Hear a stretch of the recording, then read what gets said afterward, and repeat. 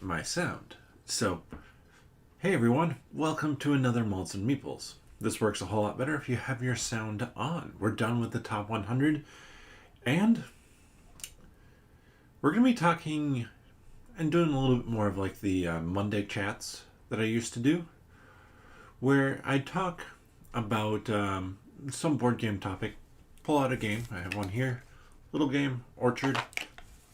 Be a fun one to play with you all and have a drink. So I have a nice big Negroni here. Negroni is just gin, Campari, and sweet vermouth in equal parts. If you're not a fan of bitter drinks, this is not going to be one for you. Campari is a grapefruit liqueur, and well, I mean, even sweet vermouth is not exceedingly sweet.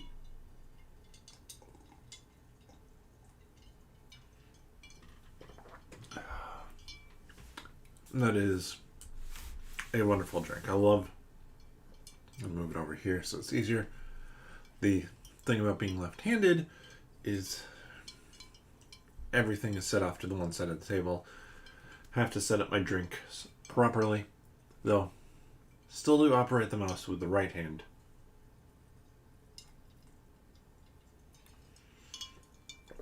I know that's the fascinating stuff that you guys come for. But before I pull out Orchard and kind of talk while playing Orchard, let's get started a little bit on this subject. So why am I talking about not forgetting your gaming roots? And that's because this is one of those things in any hobby that I think is often overlooked. I think a lot of people tend to forget the stuff that they liked when they started. So if you were to think about the games that got you into the hobby, what are they? And are they still in your game collection? Now, some people, they're very much going to be.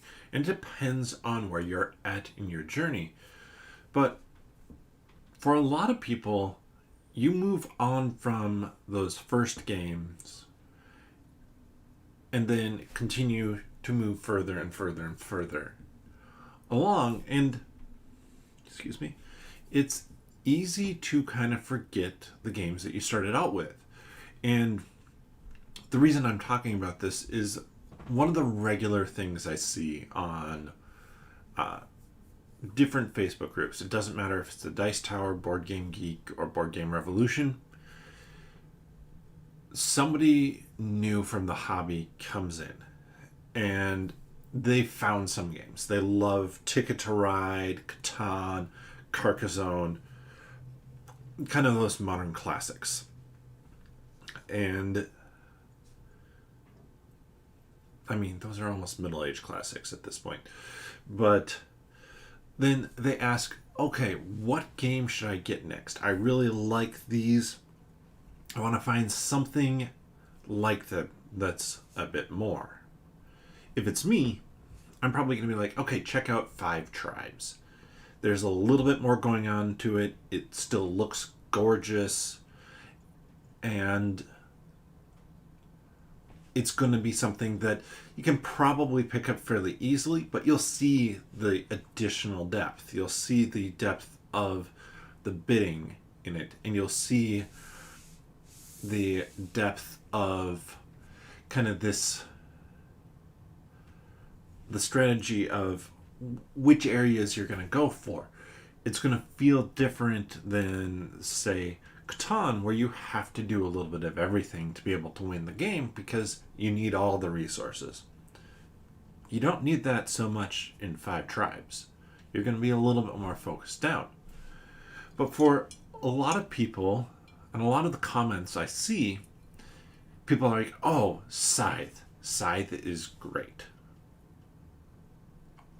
I would never recommend my number one game of all time, which you can see above me. You can watch. You saw that in the video last week. I'm never going to recommend Gloomhaven to somebody new. If they're looking for a dungeon crawler, if they're like, oh, I'm pretty new to gaming, I want to try a dungeon crawler, I might recommend Jaws of the Lion because it walks you through. It still feels like a lot. Like, this is even Jaws of the Lion compared to, say, something like Ticket to Ride or Catan. I mean, just the concept of punching out little cardboard pieces is going to feel different to somebody new. They're not going to be. It's not going to be something familiar. I look at them over here at my gateway games, kind of the ones I have out here. I have King of Tokyo, Ticket to Ride. So Small World, I believe, has you punch a lot. So if they've played Small World, then it's not going to feel that weird to punch out several punch boards and try and figure out how to store it all together. But if they haven't done that, even Gloomhaven Jaws of the Lion, which is a very accessible, in my opinion, dungeon crawler because of the fact that the first 5 scenarios teach you little bits of the game as you go, it still is going to be, it's still going to be big. It's still going to feel different. And regularly I see people recommending, and this is one I always use as an example, but also one of the most common ones I see is people are like, oh, you should play Scythe. No, they should not. Scythe is a game that, I haven't even played yet. I had it in my collection for a little bit. I have friends who own it. I do want to play it. But it's a big game. It's going to be a game that is a lot of work for a new player, and something that is going to be more intimidating and detrimental to a new player to pick up Scythe and play that than just sticking with the games that they already know and love. We want to grow the hobby, and I get it. I get where those people are coming from who recommend Scythe. It's their favorite game, and they probably don't have enough people to play that game with. But that doesn't mean that you recommend your favorite game just so you have somebody new, potentially, to play it with. This is a stranger on Facebook, most likely. They might not even be in your hometown, so probably not worth suggesting that. And if they are, and you really want someone to play Scythe with, recommend 5 tribes, buy 5 tribes, teach them 5 tribes, buy Wingspan,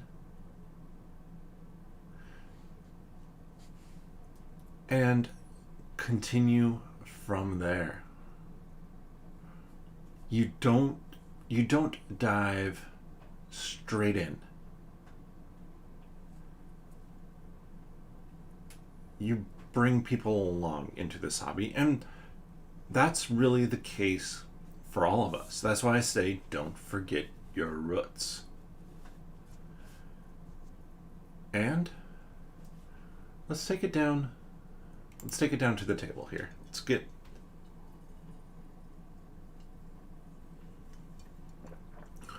Orchard ready to roll.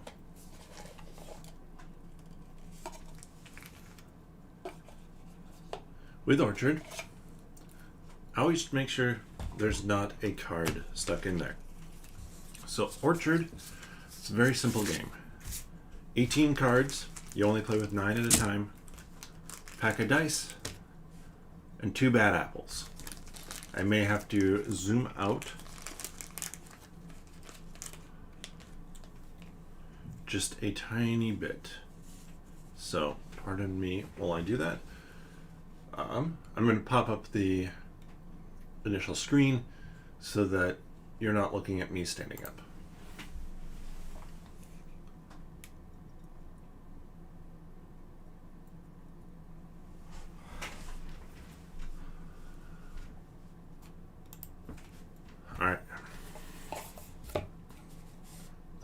entered into the top corner there. So this is a game that I'd actually consider recommending to new players. This is a game that I would recommend to a new player who is looking to play a solo game. But that's not what I'm really here to talk about. Let's talk about... So I shuffle the cards here. It's maybe noisy. Let's talk about kind of my journey into gaming. I think... Got my 9 cards ready. I think that there's... Sorry, I am prepping BG stats so that I can track these plays. So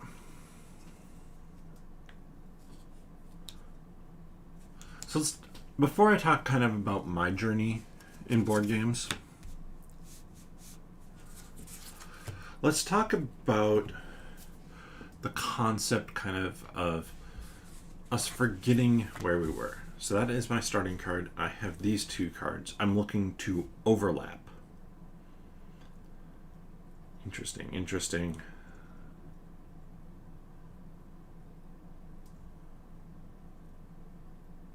Ooh. We're actually going to do it.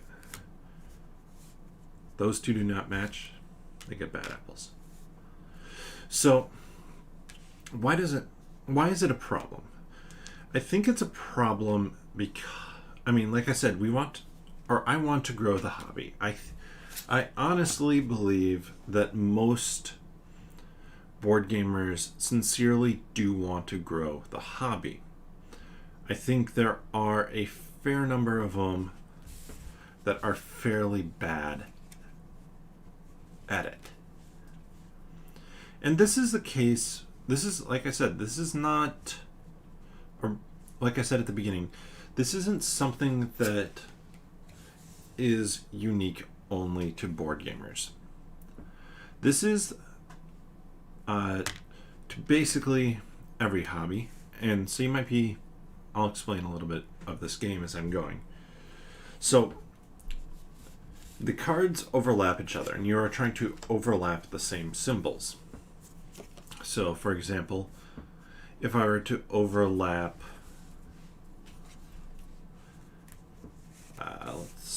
let's actually just do this. So I'm overlapping red, red, purple. I start the dice out at 1. The more you overlap, the more you bump them up, and it goes 1, 3, 6, 10. That's basics of the game. And I have 2 times I can mismatch. I already spent them. But anyways, back on track, because I will be distracting myself regularly. With this, I get it because this is something, like I said, this happens everywhere. People want people to like the hobby, whatever it might be, for the same reason that they like the hobby.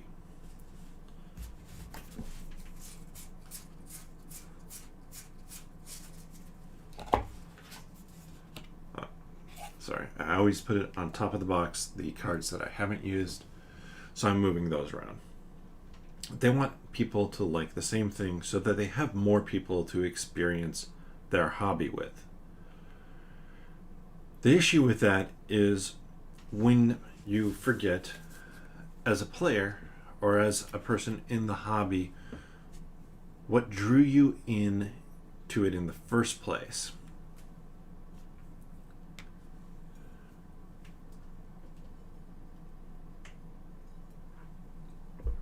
For me, it's having fun playing board games. It's a social experience for me to play board games with other people, and that's why I like it as much as I do. Like, I want to be able to spend time with others doing a hobby that I love.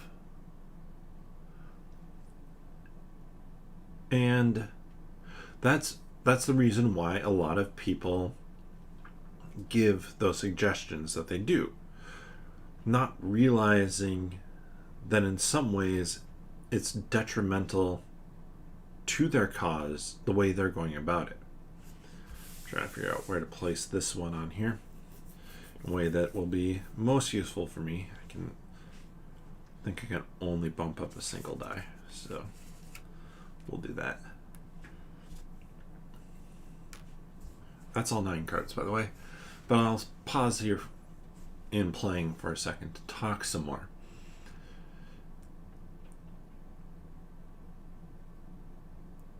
And it's easy to forget about the games you started with because, I mean, I look at my shelf and I have Splendor on there somewhere. There we go, found it. Splendor is a great introductory game. When I started doing my top 100s, top 100 games, I think that was 2018 was the first year I did it. That was on the list.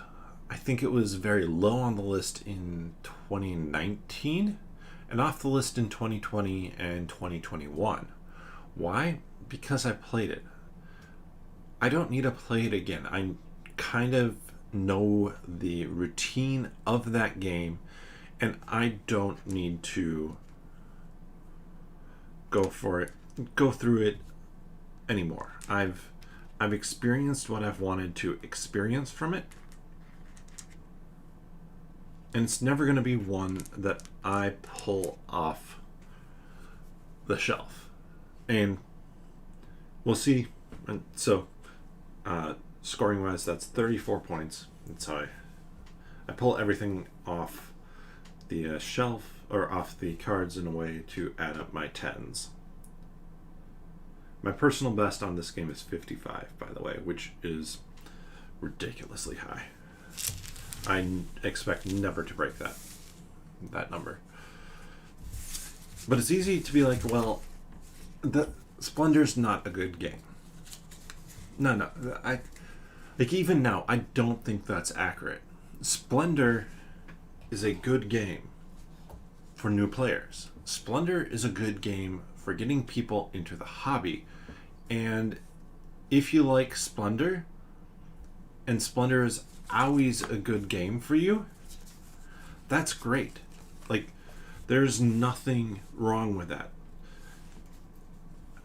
I mean, for example, like Small World. Small World's never going to leave my collection. Is it the best area control game I have? No, but it's still a lot of fun. So I'm going to keep playing that one. I'm going to keep bringing that one back to the table. For some people, they might have played it. They might have played the different combinations and been like, all right, I'm done with Splendor. I've played it enough. Perfect.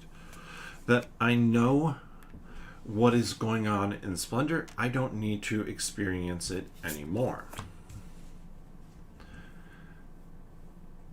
Or they could be like me and be like, oh yeah, let's play it again. Let's try another game of I keep saying Splendor, Small World. I'm going to enjoy it. And obviously, like, you look at the games behind me here. One second. You look at the games behind me. You can see the massive box of Descent, Tainted Grail, Reichbusters, Deep Madness, Gloomhaven, all the way there at the top. I've clearly moved on to bigger games, but I still like Small World, and it's still, let's see if we can get the focus, going to be part of my collection, because it's not a bad thing to continue to love the games that you first got into the hobby with. Now, I'm not going to say that people intentionally are stopping. They're like, well, this is a beginner game, I'm not going to enjoy it anymore. I don't think that's what those people who are recommending Scythe to beginning players are doing it for. I tend to give people, the benefit of the doubt with it. Let me adjust my dice here. And I tend to think that should have been purple. That people are doing that because they're genuinely excited for other people to join in with gaming.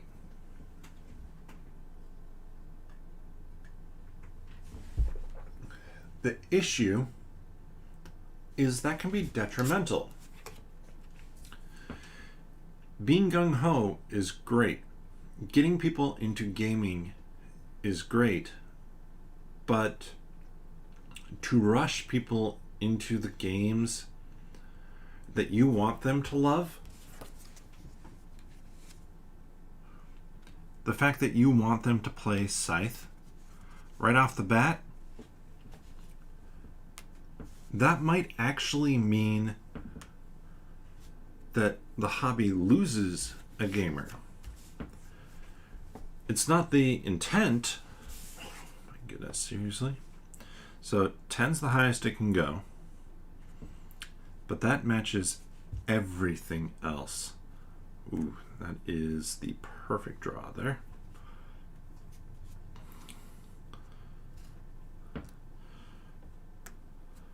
So how do you try not to forget the games that got you there?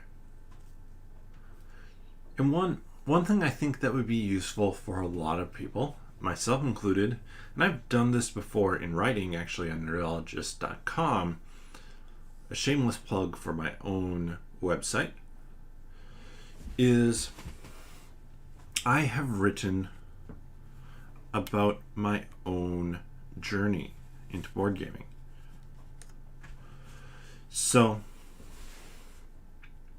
growing up, board games were very much a part of my life because it was something that my family did. Now, it wasn't until much later that Catan came out and I was introduced to that.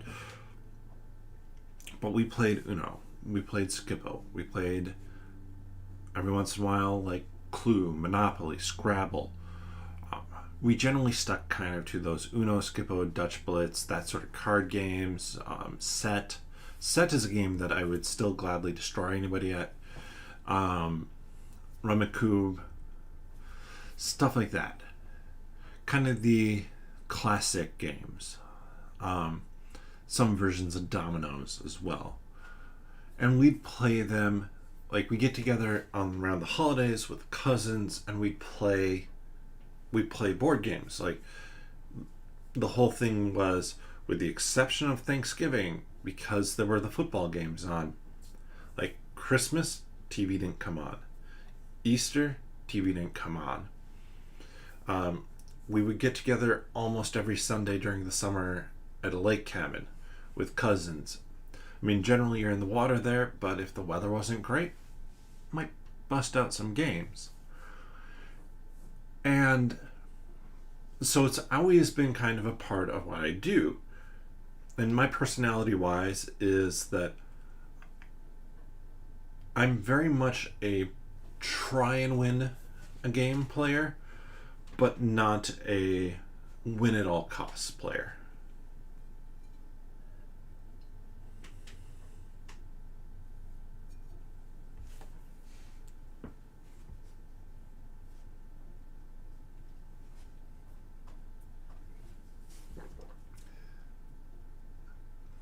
Nice. So Studio Lanniston is kind of talking about some of theirs. Easy Come, Easy Go. I haven't heard of that game. But then Chess, Scrabble, Trouble, Perfection. I actually haven't heard of Perfection either. And Rummikub. And Rummikub is still a game that I play. I'm not sure, like I won't play Trouble again.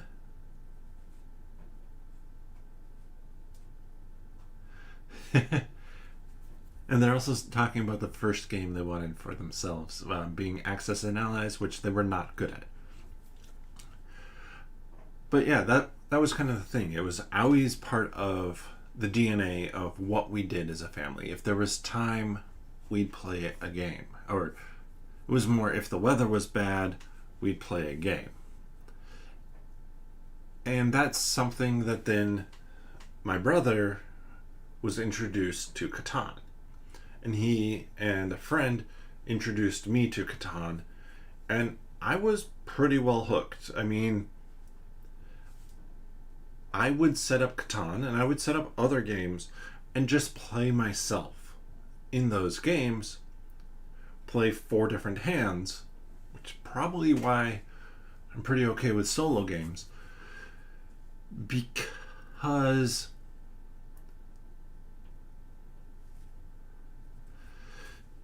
it was something to do. It was fun. So growing up, and this is going to make me sound old, it's not that I was old, or I'm that old. It's that I grew up in the country, a ways away from everywhere, in the 80s and 90s. We didn't have TV. So you had to do something to entertain yourself, and it was generally Legos, but playing a board game solo was definitely an option for me as well.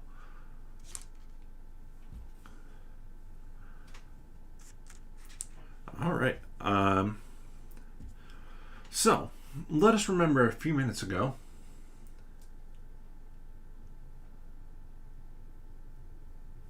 Okay, yeah, Studio Lanison is saying perfection is basically you crank a timer and then try to lift shapes out of the holes before the whole thing pops up and shoots the shapes everywhere. So that does ring a bell. I don't remember the name perfection, but like the concept rings a bell for me.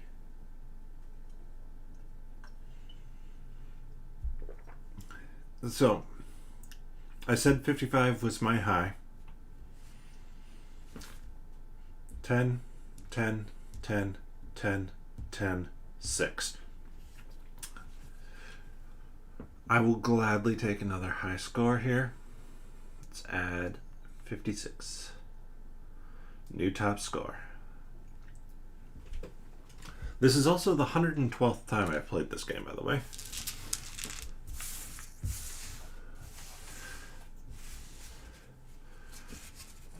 So, I want to say that really for me though, board gaming took off after college. So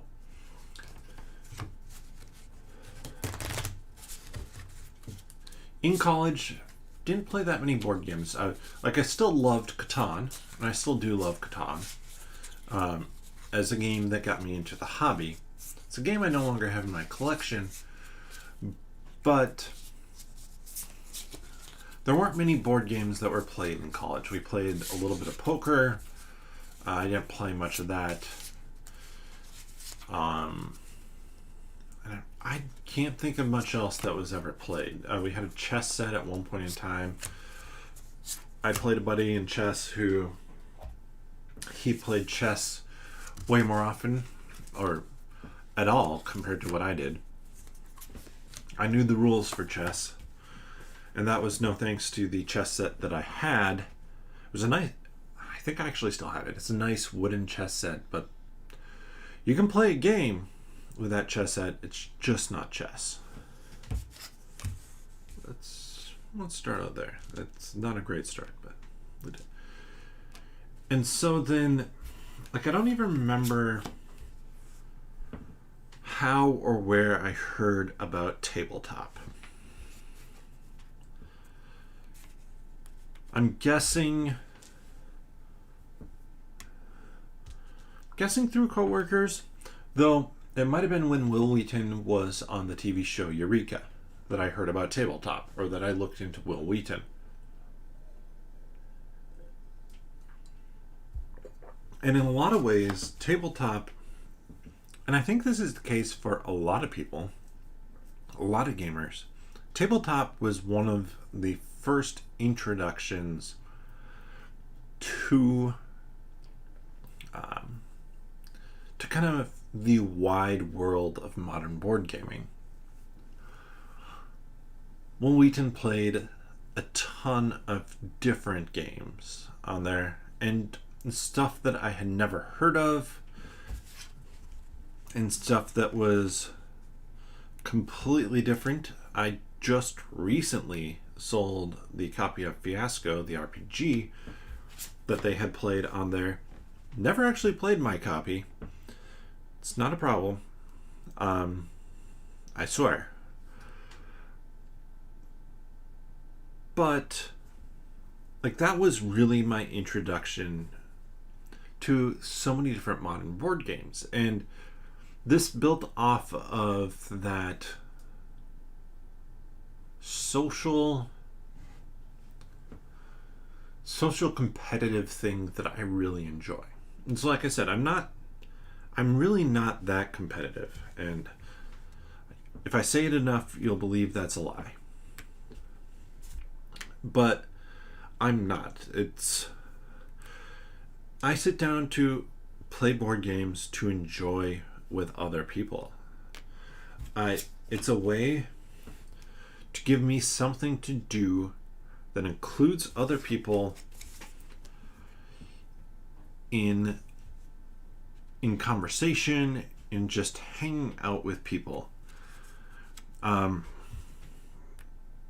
It's probably not that easy to tell, because I keep on finding out that it's not that easy to tell, that I'm very much an extrovert. I love being around people. I'm just not a chatty person. I'm not going to be the person at the party who is talking to everybody.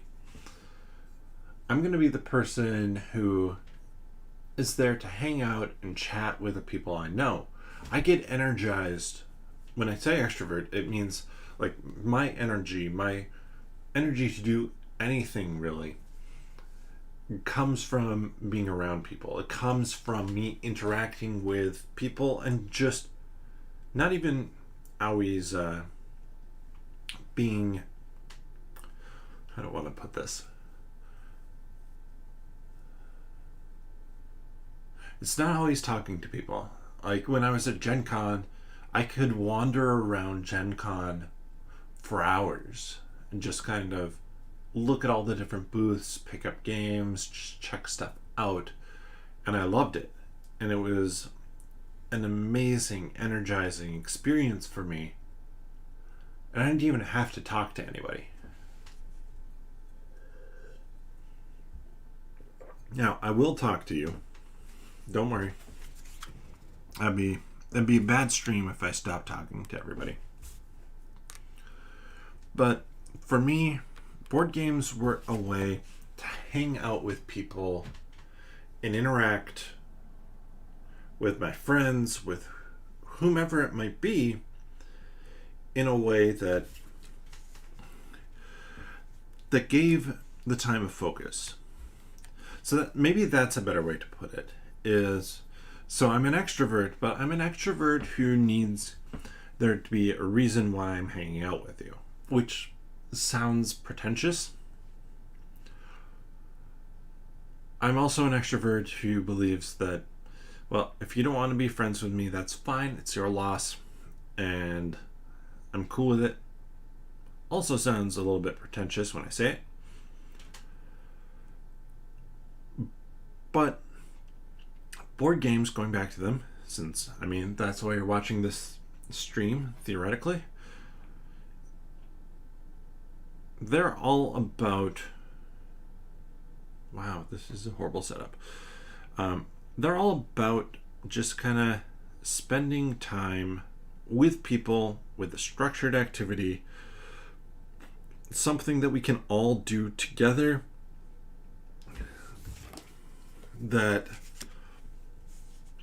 gives us a chance to talk. Now, don't worry. I am a board gamer.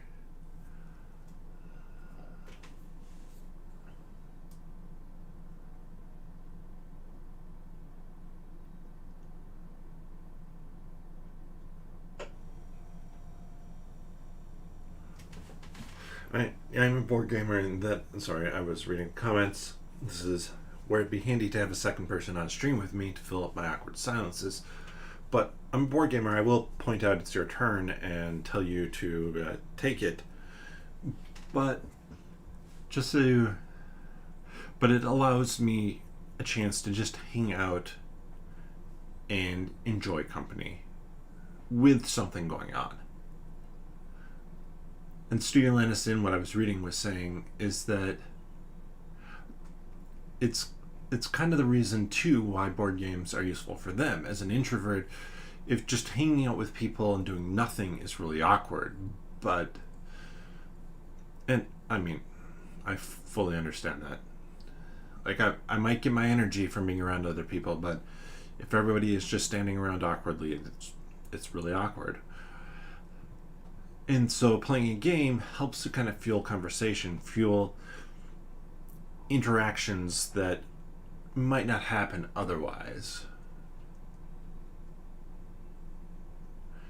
And yeah, board gaming, and that's why that Studio Landison, that is very true in that board gaming is an activity that can appeal to basically everyone, and that's why in some ways nerdologist.com started, and why this YouTube channel has started, is that I want to create a place where new gamers can come and play games, can learn about games, can be a part of a community that is really welcoming to them. Because there have been other nerdy communities that I've been a part of where that it hasn't been the case. And going back to the example at the beginning of a new gamer coming in and asking a recommendation for a game on some Facebook group and getting 4 people recommending them Scythe, that seems welcoming, but it's not.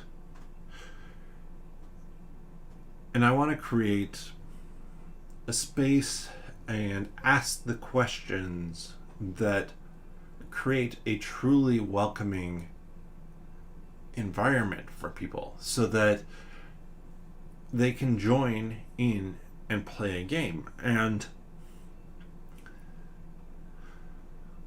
like, as odd as it sounds, I'm going to start counting up my score here. As odd as it sounds, like a game that I strongly dislike, Dominion, which may be surprising to some people because Dominion is a very popular game. So I push that off screen. Not what I wanted to do. I don't like Dominion. It's just not for me. But it is for a lot of other people. And it is, in a lot of ways, a gateway game. It's a game that is enough into the collective consciousness, the social realms, that people will have heard of Dominion even if they're not super familiar with board games. So we can go look at other games: Carcassonne, Pandemic, Ticket to Ride, Catan, and Dominion. Now, I'm going to say those are the 5 main games that it's likely people will have heard of. Wingspan just broke 1 million in sales. Not $1 million, 1 million copies, I believe it was. Maybe it's 100,000. Either way, it hit a really huge milestone. I want to say it's 1 million, but that seems a little bit too high for it yet, but it might be. And people are starting to know what that game is. But for most people, board games are still Clue, Monopoly, Life, Scrabble, Risk, games like that. And so maybe I'll do a video series coming up here talking about different... Does it match? Does it? Yeah. Sorry. That was just a really good starting card. maybe I'll do a series coming up here that the Dice Tower has done before. And it's kind of the idea of play. I need to get something that gives a little bit more light to these cards so it focuses on them. If you're wondering why I'm doing weird things with my hands. Dice Tower has done a play this, not that series. And I've actually done some articles on nerdologist.com. And so I keep on talking about it. It's a website I own and run. About the play this game instead of that game. And like instead of Scrabble, play Letter Jam. I'm just giving 2 word games example there. Honestly, Scrabble is still fascinating to me. I like Scrabble. That is a game that I will probably always like because it's a really good word game. But, well, no. Let me correct that statement. This is why Scrabble has some issues, in my opinion. Scrabble is an amazing pattern recognition game with words built into it, and I'm very good at pattern recognition. Not necessarily always at words, but pattern recognition I'm quite good at.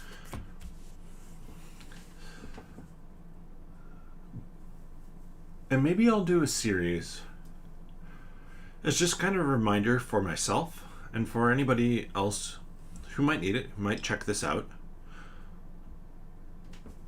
Seriously? Wow. This is going exceedingly well again. Oh, no. That kills that. That's worth it. So, I'm covering up a yellow with a red. Even though there was a die on there, it becomes a bad apple. But everything else matches up, so I'll take that. And then I killed a spot in the middle, which isn't bad.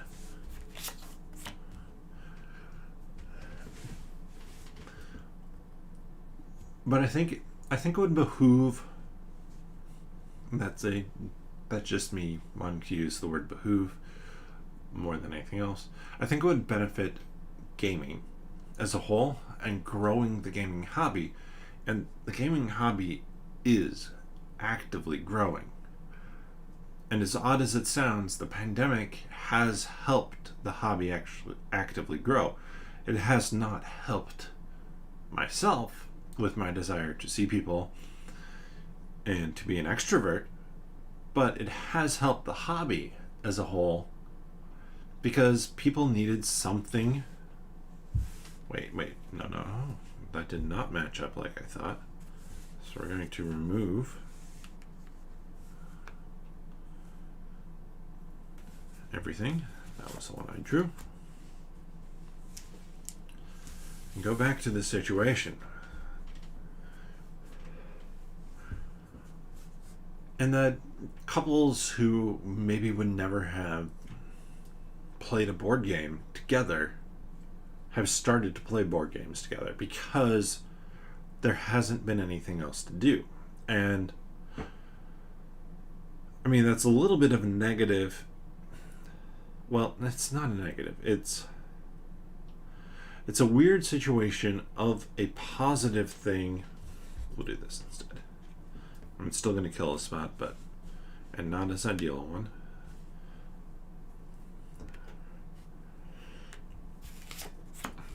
But what else are you going to do if you're stuck at home? If you're stuck with only a few other people? Yeah, if you're a family of 4, have a couple of kids, sure, they can spend all their time online, but you can't do the family outing to a sporting event. You can't do the family outing to whatever it might be. You have to find something that you can do indoors in a little bit more of a limited setting. And board games have taken off because because of that. Now, I say board games have taken off because of that, and they have, but understand that this is very different than. Yeesh, that is not great. Than how we, as kind of hobby gamers, understand board games. It probably has helped the sales of other board games. It probably has helped the sales of stuff like Wingspan, because Wingspan's in Target and Wingspan looks really pretty. But even with the pandemic, board games are still fairly niche in terms of the hobby space of board games. Wow, I have absolutely horrible plays here. We're just going to get the 2 points and call it good. If you ever see anything that I could do better, feel free to shout it out. But we probably have a whole larger community of potential gamers out there now than we did before. So, to kind of get back on topic, and maybe to get back to my board gaming story, kind of how I got into the hobby, coming up here a few minutes because I feel like shuffling up and playing another 2 games.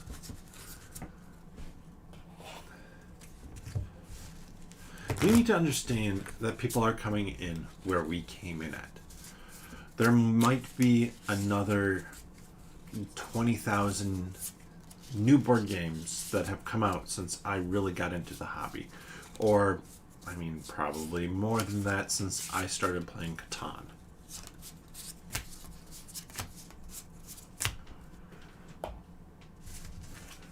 But it's important to remember that I did start playing Catan. That is the first hobby board game that I played. And if I didn't know a lot of people who still had it, and I'm not even sure I do know that many people who still have it anymore. Gonna do it. Killing 2 spots immediately. And I will adjust how this is set up if need be. That got me 4 points. That's probably not worth it.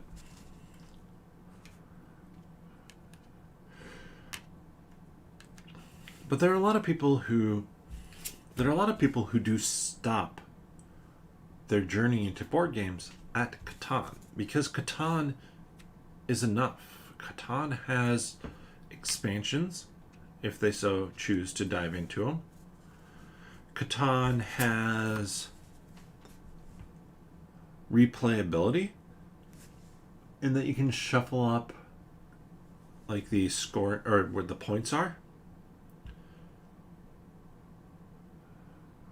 Both of those are flipped of what I need. And I mean, it's a step. Catan is a step for a lot of people. That is a fairly big step. But for me, as a gamer, and probably if you're watching this too, I mean, I know Studio Landiston, who has been commenting as well, he and I chat over on the Glory Hound Discord server, that he has jumped further into the hobby as I have, and just the different games, the Kickstarters that we have backed, things that, like, the idea of backing a board game on Kickstarter for a lot of people, for the vast majority of board gamers, is a completely absurd concept, because Kickstarter itself is not even something that they would consider. Like, it's not something they're not looking for a game so specifically. They're not looking for that new game, that new hotness, as is like to be said, that a Kickstarter game might be. They're just happy with whatever Target has on their shelves, because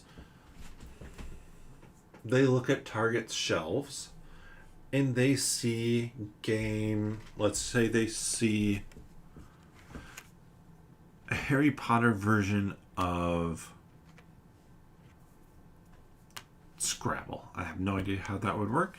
That is me making something up. But that's new. That's different to them. I might recognize that as Scrabble, just with Harry Potter artwork on it. And Scrabble this is a completely made up example. But to them, that's something new and fresh. And then they start to realize, like, oh, there are other people in the world who like to play board games. And there's this whole kind of culture of board games. Nope, I was going to shift that, but that ain't happening. There's this whole world out there of board games, of board gamers, of people who know so much about this hobby that they're just starting to dabble in. And for me, and like I said, I think it's the intention of a lot of board gamers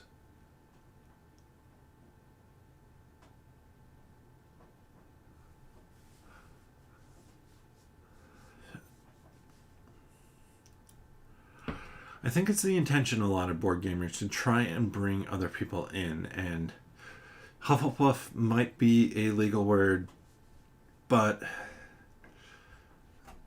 the issue is the Gryffindor player would always win in Harry Potter Scrabble. Mainly because they're allowed to cheat.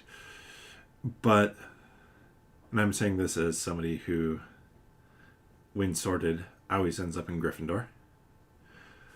But it's important to remember where you started out at. It's important for me to remember that, yeah, my first game into hobby board gaming, was Catan. And that's still the game that most people, 31, that most people are going to come into the hobby with. Let's get that score. Do I still have one more play or not? Let's see. Odd number.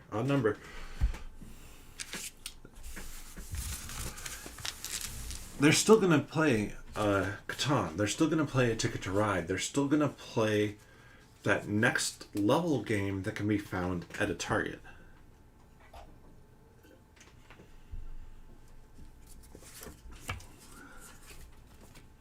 And flipped up what I want. And at the same time, it's important for me to remember that I have purchased a game from Target in the past year. I'm pulling off the shelf and switch over. Can I do these two things at the same time? Nope. I bought Terraforming Mars Ares Expedition at Target. Why? Well, because it was getting reviews. I was looking to back it on Kickstarter. It was getting reviews from the Target edition, and it looked real good to me. So I picked it up there. I have not regretted that, even though it's not the fancy version with dual layer boards. I bought those separately and not the official ones. I have yet to use them, and I need to. But That's neither here nor there. But for most people, they really are picking up games at Target. They're picking up games. I mean, when they existed, they were picking up games at one spot.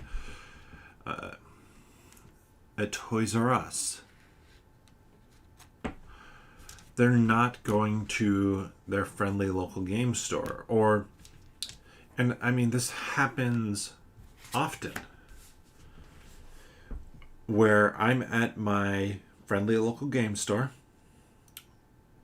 and this is great that it happens often, is there's a couple that comes in looking for a board game. Why? Because it's an activity. Like I said, COVID has actually been really great for board games in terms of getting more people connected to the hobby. I would gladly it go away forever, immediately, because it's not great for me. We already talked about that. But I've seen people come in looking for games for couples. I've seen aunts and uncles, grandparents come in looking for games for grandkids or nieces and nephews. And I think that a lot of us gamers often need this reminder of consider it from the perspective of the shop. When somebody asks for a suggestion for a board game on the website, on a Facebook group, wherever it might be, think of it as if you are running a board game store. And this is not an idea I have fully fleshed out. This literally just came to me right now. But the idea is, as a shop owner, I want to sell you a board game. But I don't want to sell you a board game. I want to sell you 5 board games, 10 board games, 20 board games. Oh, that's flipped over on the. And to do that, that means this first board game that I sell you, that one has to be a success. That has to be something that makes sense for the person who you're giving it to or who is buying it. So I'm not going to sell Terraforming Mars, Twilight Imperium for $150 to a couple that is only playing 2-player games. That's dumb. I'm not going to sell Conan to the grandma who's giving it to their grandson or granddaughter. They're going to look at it, maybe open it up to see what it is, and be like,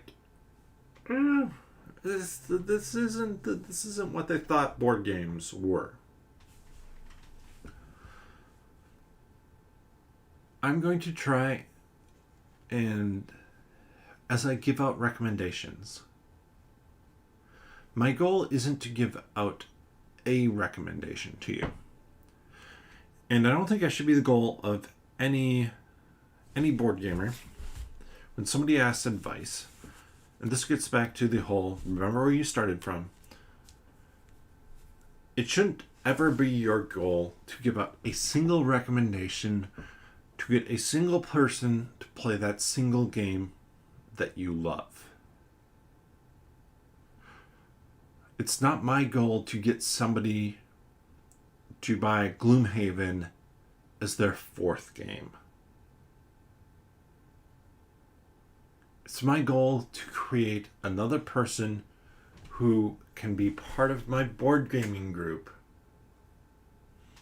and play all the games I have and bring new games that they love that I might not even consider to the game nights to play.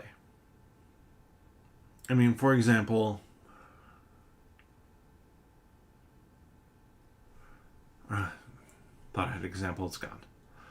But to go back to the example that I was giving, as an ambassador for board games, and as odd as it is to say, I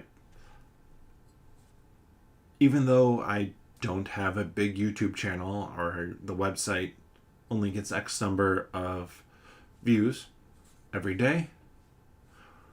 In 2020, there was approximately 200,000 page views on my website. This year, there's probably going to be about 100,000 page views and people spending an average of 2 to 3 minutes per page view on the site, which means I'm providing the answer that people are looking for.